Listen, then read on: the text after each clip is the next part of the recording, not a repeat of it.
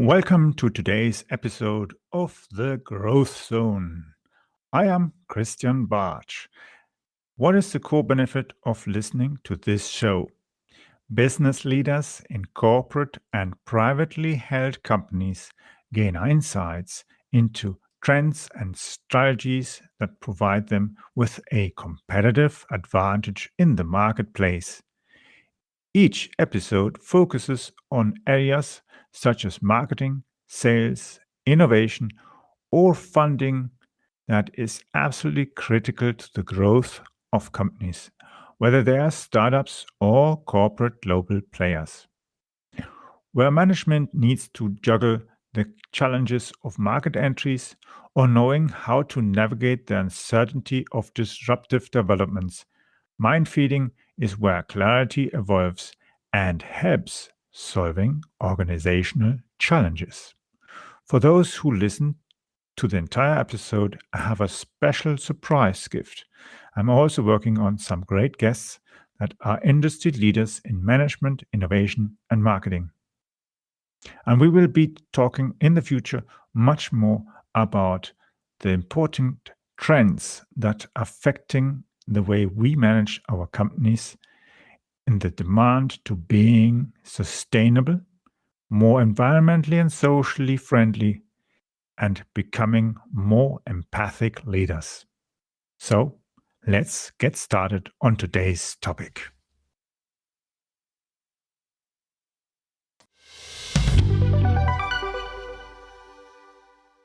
In today's episode, we are going to look at cybersecurity risks and how it affects our businesses. It doesn't matter whether you've just started a new business or if you have a business, you've bought a business, maybe you've even merging a business or trying to incubate a business. It doesn't matter. Whatever kind of business you're building, you always are in some way in today's time exposed to cybersecurity risks. Now, the key thing is we can't go and just simply ignore them or say, well, we're just too small, we're not interesting. We are a blah, blah, blah company, and come on, we're not interesting. We're boring. We're uninteresting, yeah? It doesn't matter if your business is a car repair shop or if you are a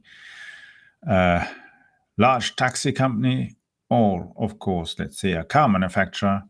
You develop software for entertainers or you're building the next big app. But at the moment, you are just a three-man show or women show. So what's the thing? Let's say we have to first, of course, understand what's happening out there, how it creates risks for our business, and then find reasonable solutions to that. And by reasonable, I think it's mostly the first step to first mitigate the risk in a sensible way, which is enabling us to do these, let's say, blocking or whatever kind of things that we can do immediately with all the infrastructure that we already have. An infrastructure can be anything from our cloud service, from our iPhone, our firewall at home or in a business or something, whatever. Even your Wi-Fi in an office or a shop, repair shop, can be an entry point for attackers. And the thing is, most companies don't necessarily need to be the ones who are being attacked or damaged, but they are maybe facilitating the attack, which means somebody is using your infrastructure to attack somebody else. But the thing is, you could, of course, say, well, they're attacking them, not me. They're just misusing my infrastructure. Okay, not my fault. Well, it is your fault because, of course, in the first place, you shouldn't allow them to misuse your IT infrastructure to attack somebody else. The second problem, of course, is the one who's being attacked, he'll think you are attacking him.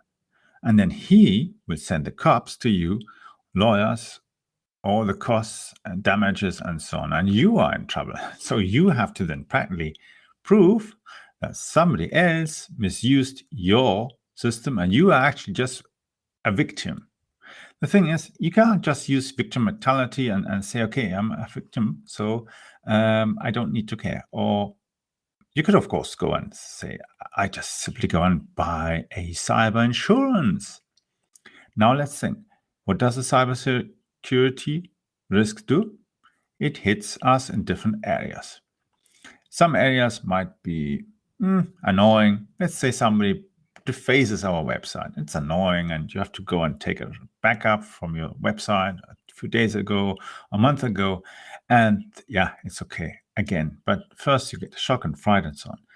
Nevertheless, there are some other things that can be happening to your company database, your business, or might even steal your ideas, your knowledge, your customer database, or do quite some naughty things with your email system, just in order to, let's say, remove you from the competition.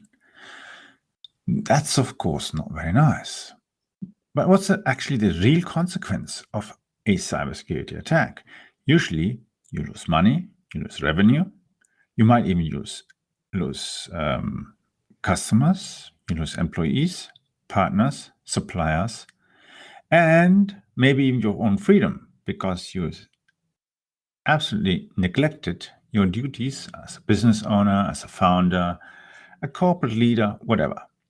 And all these kind of risks we can start mitigating with basic steps.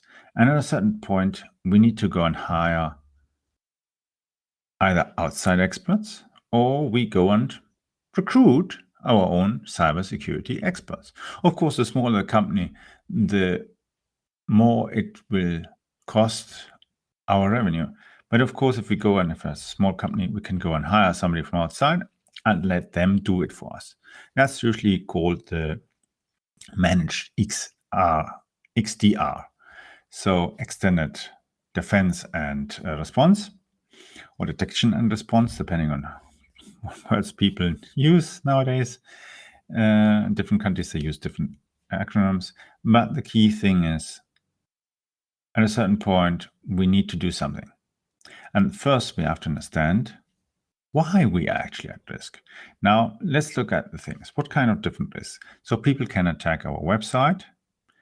They could, of course, simply deface it, put some stupid picture of a joker on it and break it. They could put virus on it and attack our visitors. Not very nice either. They could, of course, go and simply, let's say, steal our customers. Let's say we have a form and somebody enters contact details. And then the thieves will try to somehow attack our potential leads. Take the leads away from us, not even send them to us. If somebody can make a payment online, they'll try to, of course, collect that money so that it doesn't come to our account. And an alternative is, of course, tell our system that people have bought lots of our products and they've paid. In fact, in reality, there's no money there. But we ship them out and somebody collects them at a certain point, and then it's redistributed, sold, and other kind of criminal activities done with it. Now, okay, that's the basic thing how we can attack a website, from a basic principle or perspective. And what's the next thing? We could, of course, attack email.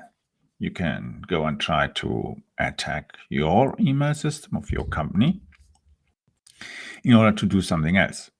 The alternative, of course, would be to try to attack somebody else by imitating your emails and impersonating you. Can be rather nasty. Whatever they do can even backfire on you because you didn't take your necessary precautions. And the other things, of course, what do we have? They could enter our network. They could break through a firewall. If you have a firewall, your router is not a firewall. Sorry, that's reality. Point number one, your router is not your firewall. A router has certain firewall activities built in, but it's not really a firewall because it's not designed as a firewall. It just has some basic protection things, but any good hacker gets through it with no big difficulty.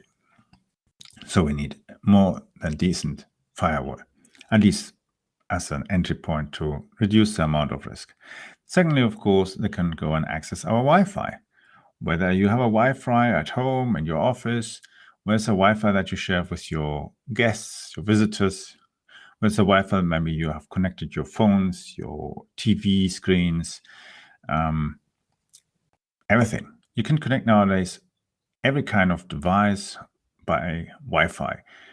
Conference systems, meeting systems, cordless phones, Wi-Fi phones nowadays, even desk phones instead of having a network cable, because some offices have quite a weird supply of network cables. Then you rather go into Wi-Fi and it doesn't look so messy.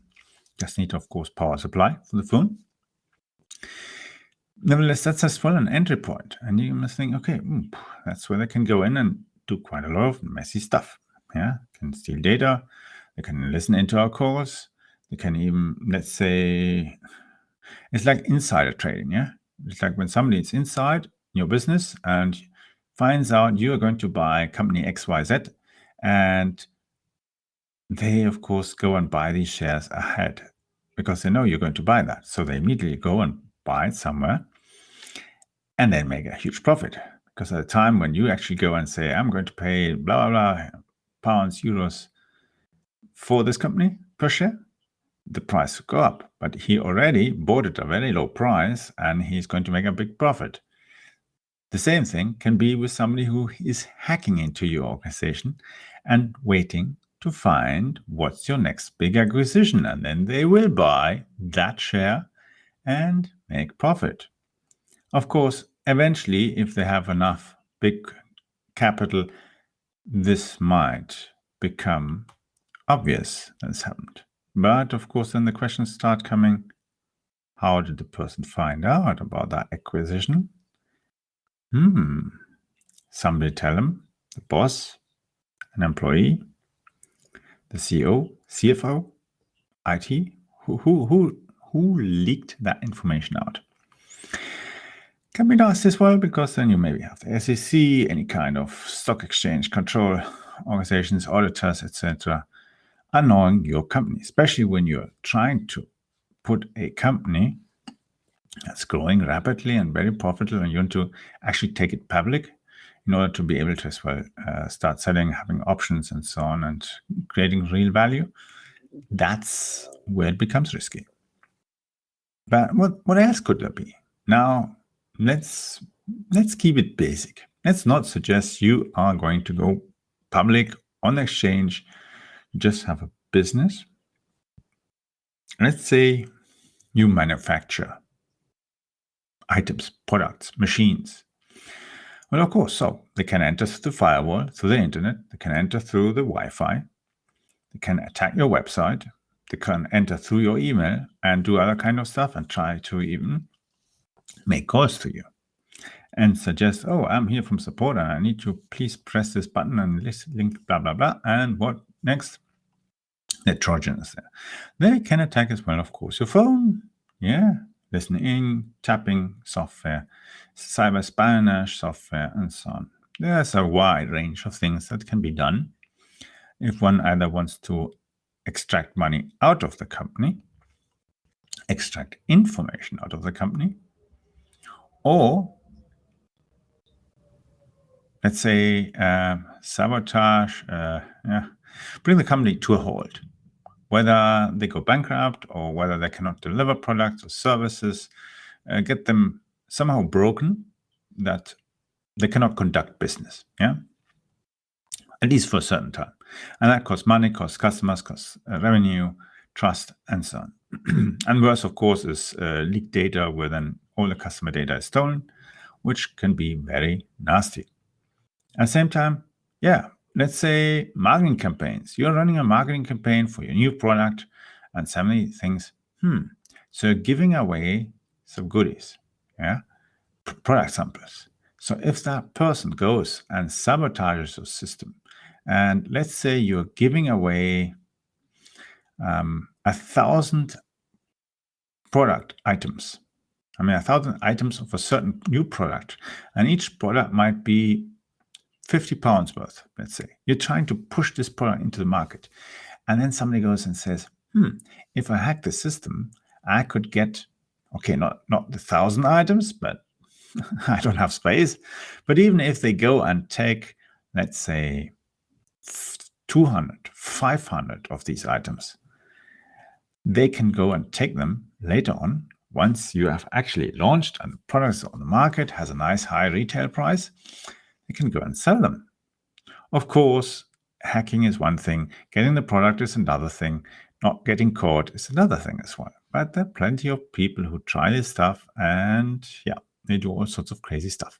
And some just simply want to sabotage and send the products to anywhere around, but not to those customers who are actually going to buy our products. So that's as well a way to hurt us. Now, as you have realized now, there are different kinds of ways to attack. That's the thing. It's not just about stealing data and so on. They can sabotage our marketing activities, our sales activities. Yeah, like for instance, attacking when we're currently doing a deal. We're currently negotiating to sell a certain product, a certain system. And then somebody goes and hacks our system. They found out we're doing this deal. They go and tell a competitor who's maybe not quite clean in their business ethics and suggest to them that they'll pay them let's say the competitor offers them to pay them several thousand pounds, dollars, euros for that secret. So, of course, what does the hacker do? He finds out that your company is trying to offer their product at a certain price. Yeah. So what does this company do? They know now your price, and then in that tender or whatever, they are going to go and offer their product below your price. And already then they're going to hurt you. They either get the contract from you, or they would even go and hire the attacker to do it as well with all other activities where you and the company are more or less bidding for the same kind of product or business. So which would mean that eventually the other side would dry your business up, because each time you're competing, each time you lose. You don't get the business and they get it. And what's the objective? It's not just about getting the business. Even if they're making losses, they're going to do it.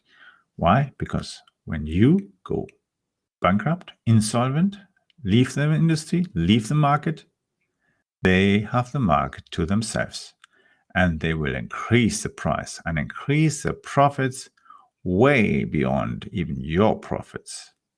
So that's the key thing to realize, that people can use their ability to create cyber security risks to damage your company. And yes, there are plenty of people who do this for fun and they don't really want to do anybody any bad thing, but they don't care. They don't think about it. They have this kind of fascination for technology and they want to show that they have the super skills and they can hack into this company, hack into that company, and find out this and find out that. Unfortunately, after a while, they will notice that their skills are quite a lot of money worth. And that's the thing. Often, if they are clever enough not to get caught, their skills pays out more than if somebody goes and works as a cybersecurity expert in the industry. Now, you might say, okay, so how much does a cybersecurity expert pay now? We have now a current trend in the market that you can expect that a cybersecurity expert can make an annual income of about 250,000. Yeah, that's over, I think, 20,000 a month. No, I'm getting nearly 20,000 a month, which is quite a big chunk of money, and that's just the bottom. So if you are quite good at it, so if you're capable of hacking a system very professional and very intelligent, you can make an income way beyond $1 million. You must imagine $1 million pounds, dollars, euros, whatever. Yeah, it is crazy what you can make now, because all the companies, whether they're small or huge, they are exposed to cybersecurity risks, and the risks are growing bigger and bigger. And especially now in times when we see all these kind of conflicts, political conflicts, social conflicts, and so on, attackers are coming from all different directions with all different kind of motivations. Some are trying to attack somebody who's waging war. Others are trying to attack countries that are maybe trying to damage the freedom of people. And then there are, of course, plenty of people who are trying to attack other countries who are maybe very liberal, and they do not like for being liberal and sharing things and trying to, let's say, incite people to fight for their rights, the freedom of press, and all these different kinds of risks. And that's a big problem, because they then start attacking everyone in that country. And it doesn't matter if you have a company with one person, 100 people, or 100,000 large enterprise. It doesn't matter to them. They might start with a small company and they see, oh, this works easy. They hijack maybe even your company, and then they continue to actually steal all the information or hijack your company and hijack other small companies in order then to attack the medium-sized business.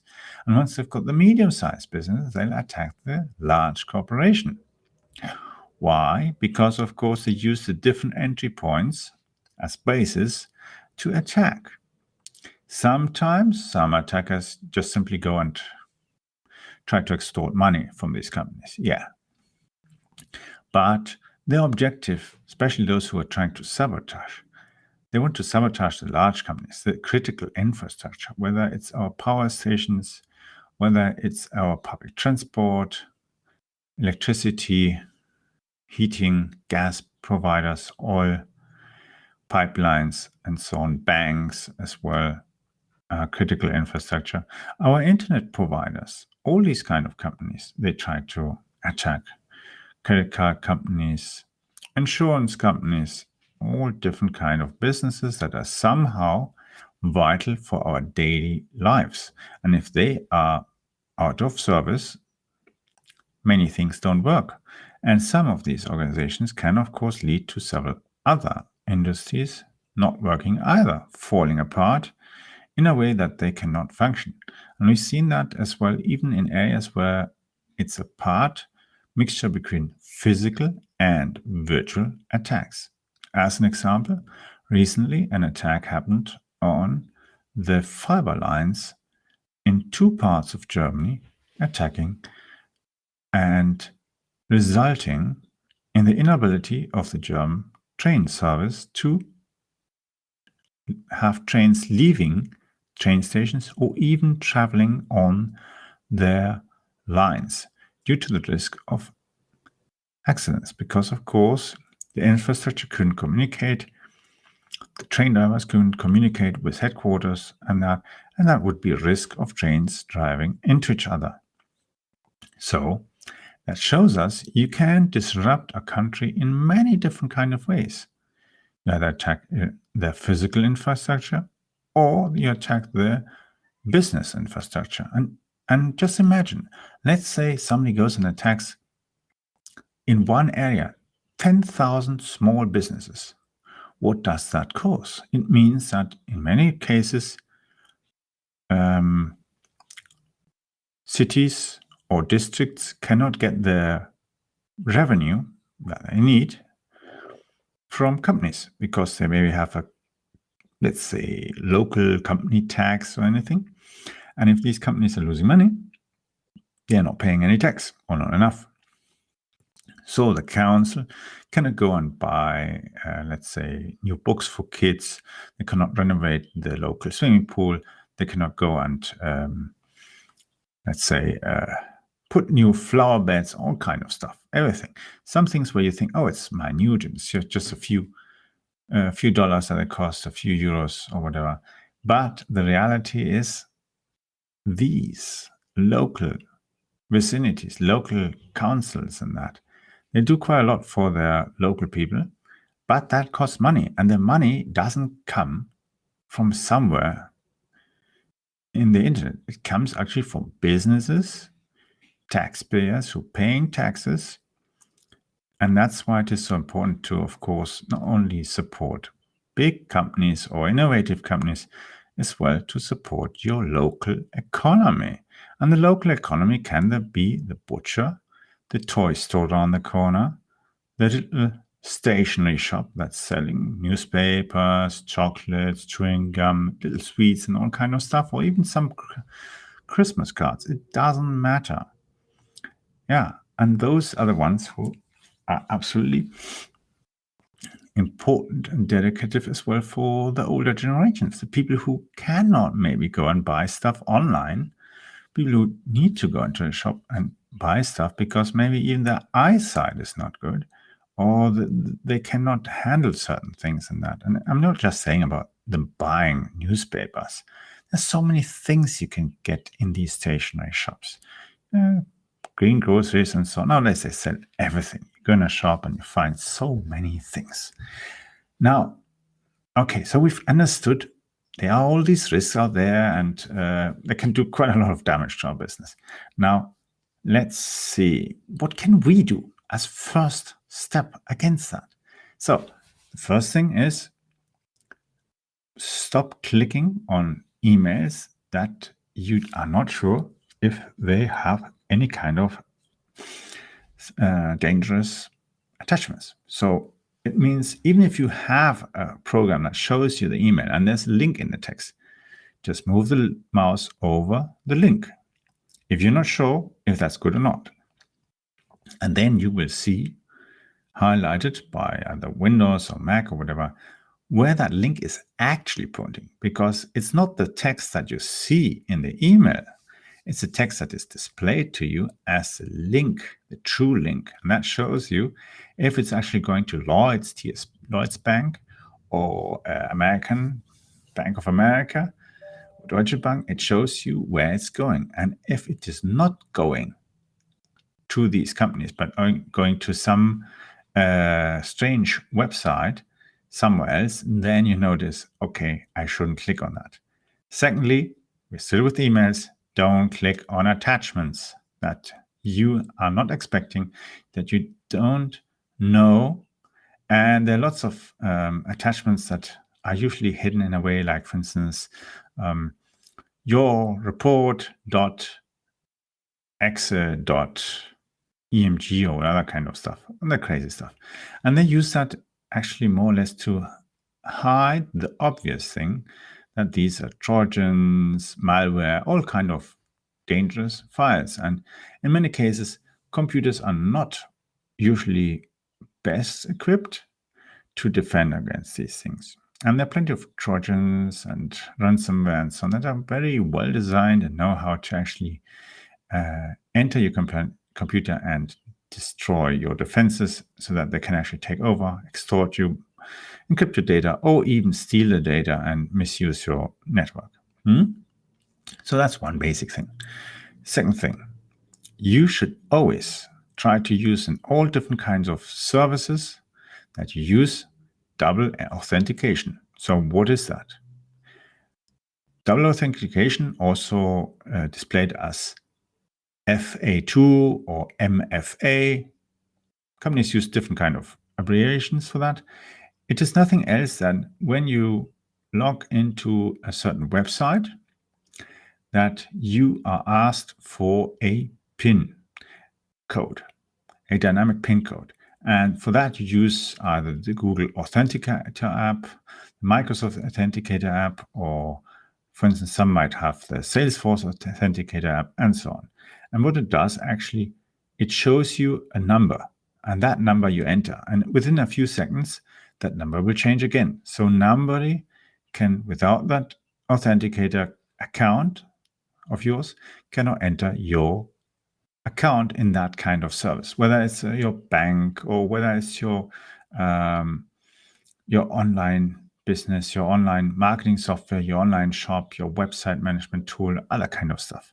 There's so many products that we use nowadays online, and that's the key thing. You have to use that. Even if you're using a online office, let's say Microsoft 365 or Google Suite and so on, you have to use these tools. Otherwise, people are going to hack your password. And the biggest difficulty for people usually is just memorizing passwords. So brains are not done to constantly memorize new passwords. And yes, IT people are used to memorizing lots of passwords and codes and so on. But the average person, the average user who's not an IT person, not practically drilled to do that, they are just not coping with that. They're writing them down, they're making them so easily guessable, or using always the same everywhere. And yes, that's of course a problem. We become lazy, and when we put it everywhere, because of course then we open these accounts in different services and so on. So double authentication, MFA or FA2, if you see that, use that, activate it, and you reduce already one risk. Entry point. Very simple, easy, doesn't cost you extra money. Most services offer that. Even Amazon Web Service has that, Amazon Light Service, Salesforce has it, all sorts of different companies have that. There's so many banks that use that now as well. It's much more reliable than having memorable passwords and so on, because it's just much safer. So that's one thing. So we've done emails, we've done websites or online services, how we log on and reduce the chance that somebody cracks our password and uses our password. And the next thing, of course, would be looking at what we have around us. So basic thing, have an antivirus, yes, but that's not going to protect you 100,000%, because it can only handle what it knows and what it more or less understands. But smart hackers, and especially state-driven attackers, they bypass all these things because they're very clever and they find ways to mitigate and to fool firewalls and, unfortunately as well, antivirus programs. So you have to have at least an antivirus program and look at how you protect your infrastructure. Find a firewall, a decent firewall. There are some firewalls that are very expensive, some that are very cheap. The very cheap won't help you really. One ideal solution is, for instance, pfSense. It's even open source, doesn't cost you. You can run it on any old computer even. It doesn't need much resources. Of course, if the larger your company, of course, the more resources you'll need because there's more traffic. But a normal small business, even with 20 people, you won't need anything more than,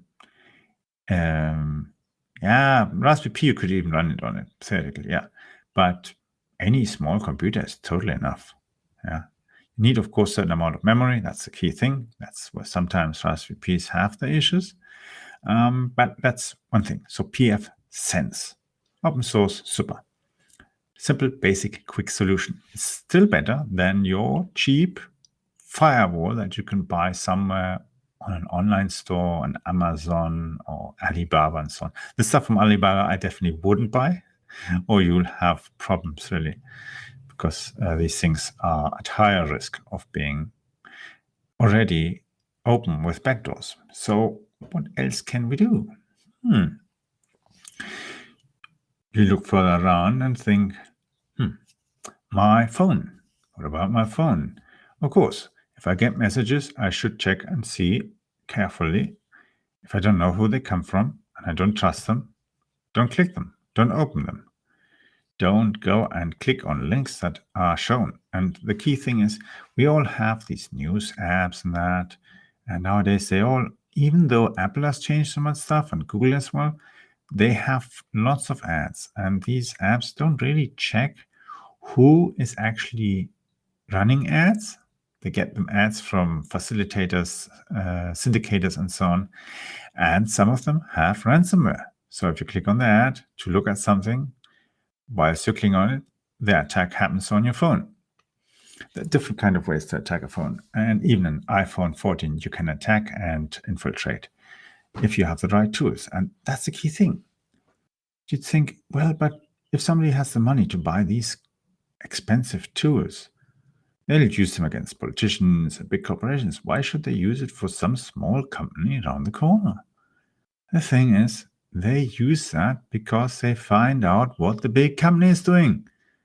You become their, watchdog is the wrong word, let's say their little unwilling spy for them. Exactly. So you become like the webcam from them, and they can find out what the other person is doing. And once you've got the phone, you have maybe connected with your Wi-Fi, they use that to attack your hardware, use the internet access, and so on. Run DoDS attacks, all kind of stuff. They can use your infrastructure, and when they've done that 1,000 times, they have a huge amount of bots and so on they can use to attack organizations and break them down. Now, we've got those things. We have to, of course, look at what else do we have. We have our email, we have websites, phones, firewall, antivirus, and there are, of course, many more things. What's the biggest thing? Us sitting in front of the computer. We have to adapt our habits, and we have to be willing to learn new tricks is the wrong word, but new skills. And it doesn't mean that we're now all going to engage into a cybersecurity training. There are these trainings there, and I'm currently working on one of these myself, but honestly, that is not something that every business owner should do, because 95% of your time you should be working on your business. That's the same for me too. Certain things are part of my business, and I have to know them. And I have to train my people and say, hey, you have to do this and this. And they ask me as well, why? So if you as a business owner understand actually the risks and the things that you can do, you can as well realize, what's reasonable, what's not reasonable. And of course, you have to adapt all the time to see what's happening and try to adjust. And if necessary, shut down the website, fix the risks, the vulnerabilities, and so on. Get somebody to help you and fix them before it actually hits you. And that's so important, because even if you say, yeah, I'm IT expert, blah, blah, blah, it's happened to me, but I've got even a WordPress firewall like WordFence and that, which is as well something I would suggest for your website. That's not going to be a perfect 100% protection. It'll happen again to you. If they deface your website, they'll deface it again.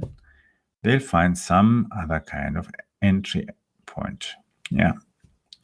But the key thing is we need to be aware of that and try to reduce all the kind of reasonable risk, use reasonable measures. Sometimes we'll have to buy hardware, sometimes we'll have to buy software licenses, services, and so on, just to at least get it manageable, that we are not running around in circles all the day trying to fix this and not understanding. So those are the key things. In the next few episodes, I will be telling you a bit more about how we actually can use cybersecurity, marketing, sales, and so on, actually to increase our revenue. And it doesn't mean that you have to turn your business now into a cybersecurity niche boutique agency. But I'm saying your business, whether you create software, whether you sell machines, you develop, let's say you build boats, sailing boats or whatever, doesn't matter. Even if you are in politics, there are several things, as you've just heard, you can do to protect your business. And at the same time, several things you can do to use that investment in protecting your business to as well increase your opportunity in generating more revenue or getting more votes, getting more party members, more club members, and so on. It doesn't matter what it is your business does or your objective in life. You can do things better, but the key thing should always be to see how can I improve not only my life, that of my employees, my business, my boss, and so on, but as well, how can I contribute in a positive way to this world and not being in a negative way by hacking systems, damaging, destroying people's livelihoods, or stealing people's money. Yeah, there's so many scammers around there that are trying to attack old age pensioners and steal their money. And sitting in data centers and so on, and in call centers in certain countries. And that's, of course, bad because at the same time, it damages the reputation of those countries as well. People think, oh, if I'm getting a call with this call number, that must be another scammer, and so on and so on. And they don't pick up the phone, I mean. And that's crazy because actually not every person in that country is a scammer. But that's the thing, that reputation becomes so bad that the people in that country even don't trust their own people in their country. And that's not good. It shouldn't be based on mistrust. It should be based on trust and trusting that everybody tries to do a positive contribution and not destroying this world, whether by bombs, by hacking or stealing or destroying other kind of stuff and so on. We need to be in a positive way in what we're doing. It is not easy, and it is as well not totally difficult. Even every small contribution does count. So I hope you've enjoyed this episode, and we'll be talking, as I said, in the next few episodes about a combination of cybersecurity, as well about neural networks. I'll be talking about that as well, because it has as well an impact on businesses, not only just for how like autopilots and this kind of stuff that we always hear, like Tesla and that, but it has as well to do with cybersecurity, with marketing, sales. So much innovative technology can be used for different kinds of purposes. It's just understanding how we can use them and how we can find opportunities to increase our benefits in the future.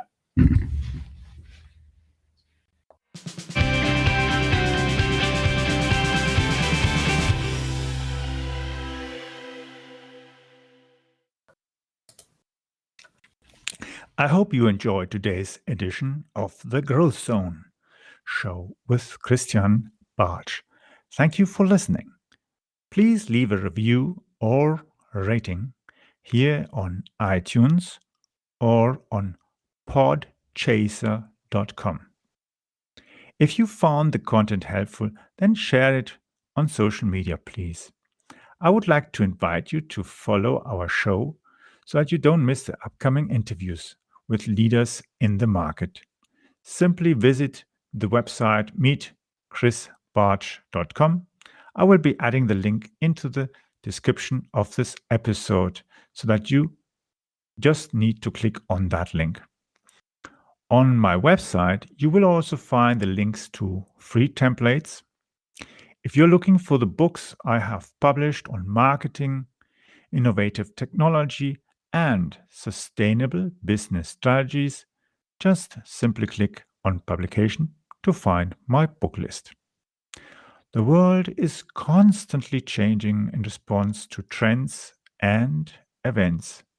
As a business leader, you need to bypass the sandbanks that can hurt your performance.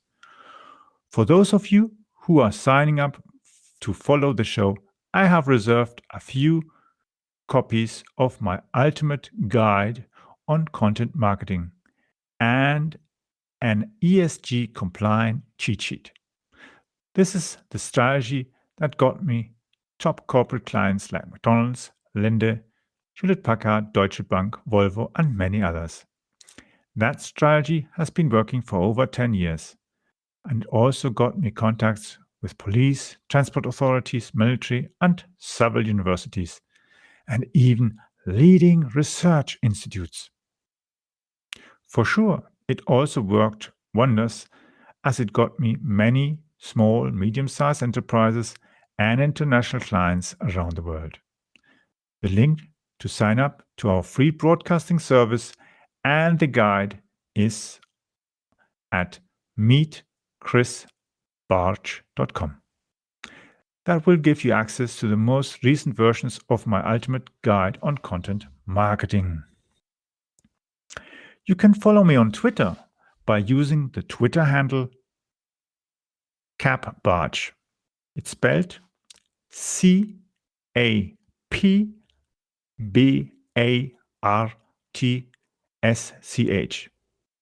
Yes, that is CAP Barch, or spelled Charlie Alpha Papa Bravo Alpha Romeo Tango Sierra Charlie Hotel.